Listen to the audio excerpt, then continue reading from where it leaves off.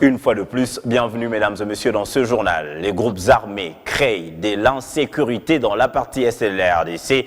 Les gouverneurs de l'Ituri, du Nord et du Sud Kivu appellent à une concentration de tous pour éradiquer ces groupes armés qui écument cette partie du territoire national. Ils sont à Kinshasa pour mener un plaidoyer en faveur d'une grande implication de l'exécutif central dans la lutte contre ce mouvement insurrectionnel. Ce lundi, ils ont été reçus par le deuxième vice-président de la Chambre basse du Parlement.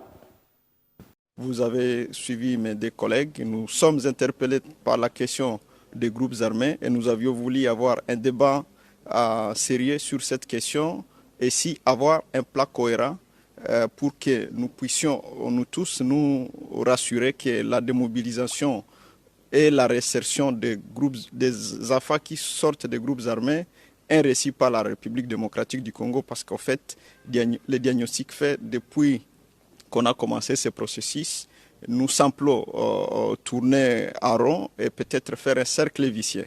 Cette problématique nous a poussé à venir à Kinshasa, rencontrer toute la sommité de la République. Nous sommes là avec l'Assemblée nationale. Nous allons rencontrer aussi d'autres ministres sectoriels pour partager nos préoccupations. Au finish, nous voulons que la question au regard des impératifs de sécurité aujourd'hui dans nos provinces, que cette question des groupes armés soit priorisée et ça nous permettra d'asseoir l'autorité de l'État dans nos différentes provinces. Béni, c'est connu, c'est les EDF Nalou. Ça fait plus de 20 ans que cette question est sur la table et nous avons toujours dit au niveau de la République démocratique du Congo, la guerre de Béni, c'est une guerre faite pas pour les enfants de Béni, mais c'est une guerre qui est faite contre les affaires de la République. Et nous pensons que nous devrions toujours continuer à bénéficier de la solidarité nationale.